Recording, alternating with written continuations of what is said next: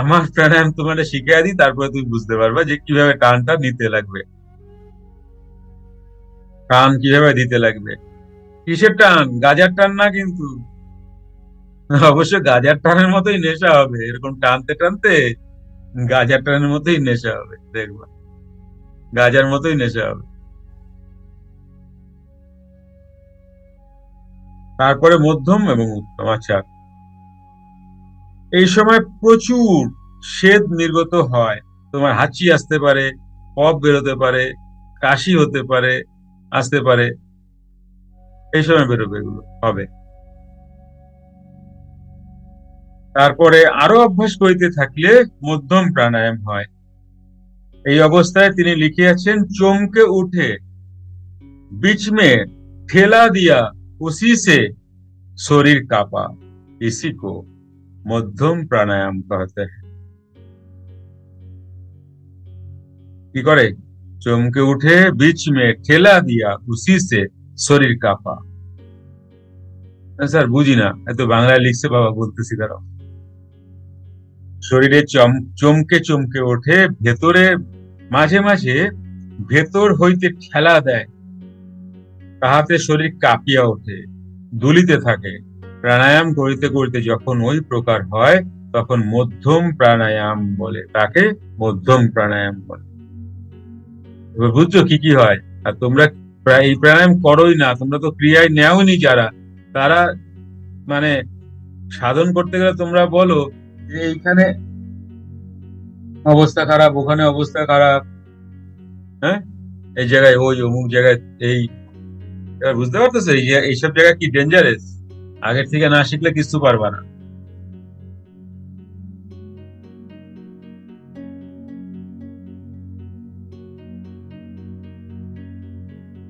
এটাকে কি বললো? এটাকে মধ্যম প্রাণায়াম। ওকে।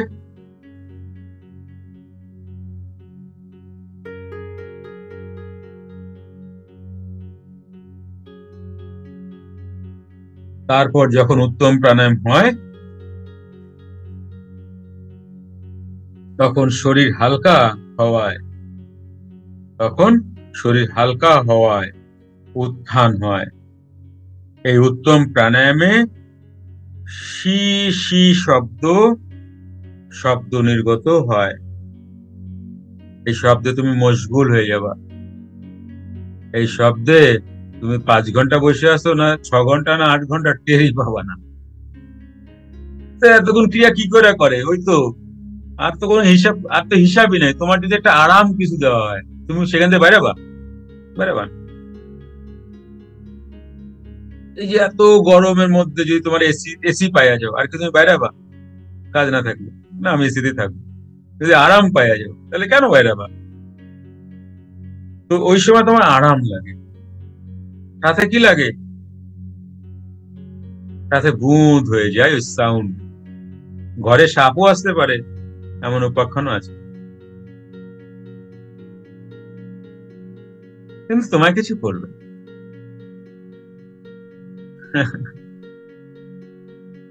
ভয় নাই।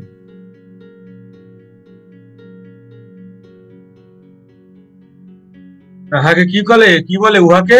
উহাকে প্রণব ধ্বনি কহে, যাকে প্রণব ধ্বনি বলা হয়। এবার তো তুমি মিশছো তো না, এরপরে নাদ ধ্বনিও চলে আসবে তো। আমরা কইরো না এই জীবনে, কষ্ট করতে হবে কিন্তু প্রচুর, বহুত লড়াই। শুনলে মনে হয় স্যার বসে পড়ি এক্ষুনি, দেখা গেল 3 বছর পরে, 3 বছর টানা তো এক্ষুনি বুঝতে পারবা না। সবকিছুই কনসিস্টেন্সি চাই, জানো। তোমার প্রেম ভালোবাসা থেকে শুরু করে আপ টু যোগ, সব কনসিস্টেন্সি চায়, নাহলে হয় না কিছু। তুমি যারা ভালোবাসো, 2 দিন ভালোবাসলা, 3 দিন বাসলা না।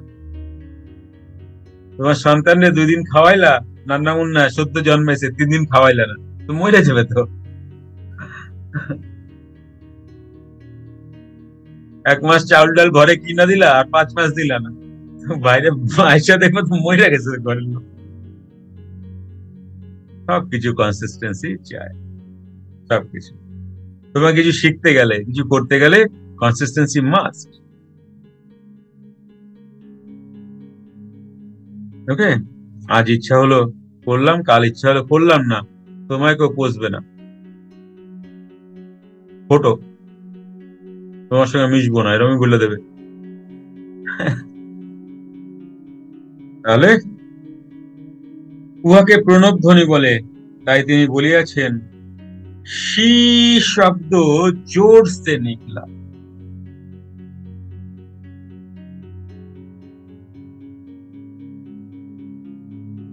শি শব্দ জোরে বাহির হইল।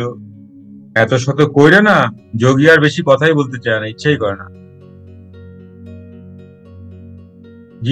জীবও নাড়াতে ইচ্ছা করে না, কি কথা বলবে।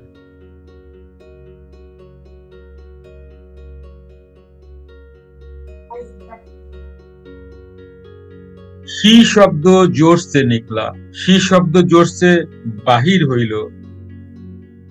এই উত্তম প্রাণায়ামের স্বরূপ সম্বন্ধে তিনি লিখিয়াছেন, যেতা रेचक আসল बासु बोली यानी बासुली का आवाज होता है, অত্যা পুরুক का आवाज नहीं होता है।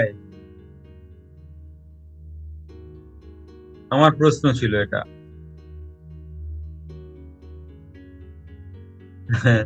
এটা কিরকম হলো বুঝলাম না। যখন তুমি নেবা তখন কিন্তু তোমার সাউন্ড কম হবে, আর যখন তুমি ছাড়বা তখন তোমার সাউন্ড অনেক বেশি হবে। নেওয়ার সময় সাউন্ড হবে, হবে না তা না। কেন কি বলছি, নেওয়ার সময় যে সাউন্ডটা হচ্ছে, যতক্ষণ হচ্ছে, ছাড়ার সময় সেই সাউন্ডটা আরো বেশি যাচ্ছে এবং অনেকক্ষণ হচ্ছে। বুঝলা? আর এটাকে কি করতে হবে, 22 সেকেন্ডে আনতে লাগবে।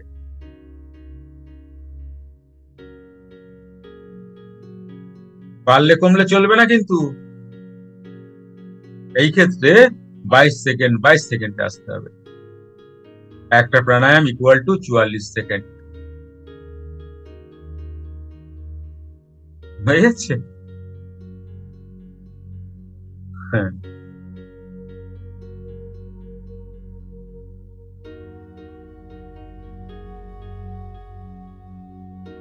आवाज नहीं होता है जोशी की जो कि শূন্য রূপ ওহি আসল ব্রহ্ম কা রূপ। তবে নিতেও কিন্তু কষ্ট হয়, জানবে। একটা সময় গিয়ে দেখবে যে স্মুথ বেরিয়ে যাচ্ছে, প্রথম প্রথম কিন্তু ওরকম হবে, কষ্ট হবে কিন্তু নিতে, তবুও নিতে থাকবে, ফুলে যাবে জায়গাটা। জোর না করলে কিন্তু ফুলবে না, জানবে। এই কারণে বীরের কাজ হচ্ছে, এটা বলা হচ্ছে বীরের লড়াই হচ্ছে, মানে বীররাই করে এই লড়াই, বীরের কাজ।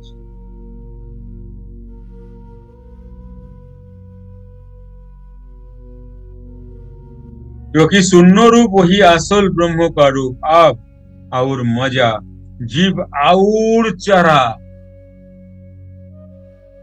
প্রথম প্রথম জীব অতটা ওঠে না, ধীরে ধীরে জীব আরো উঠে যায়। और चढ़ा, चढ़ जाता है। शब्दों के सुरत में लय लगाने से কর্মভ্রম সব যাতা হয়। এইবার দেখো, যত তোমার জীব ঢুকছে, যত তোমার প্রাণায়াম আরো বেশি হচ্ছে এবং অনেক সুন্দর সাউন্ড হচ্ছে, এবং অনেকক্ষণ ধরে যখন তুমি করছো প্রাণায়াম, এখন কি হচ্ছে, তাহলে কি বলছে তখন, তখন কি হচ্ছে, তখন কর্মভ্রম সব যাতা হয়। শব্দকে সুরতমে लय लगाने से কর্ম ভ্রম সব যাতা হয়। এই যে তুমি জগৎ সংসার ধীরে ধীরে যে মিথ্যা, তোমার কাছে এগুলো চলে আসবে ধীরে ধীরে, এবং কর্ম কি কর্ম করবে কি কর্ম করবে না ধীরে ধীরে তোমার কাছে ব্যক্ত হতে থাকবে।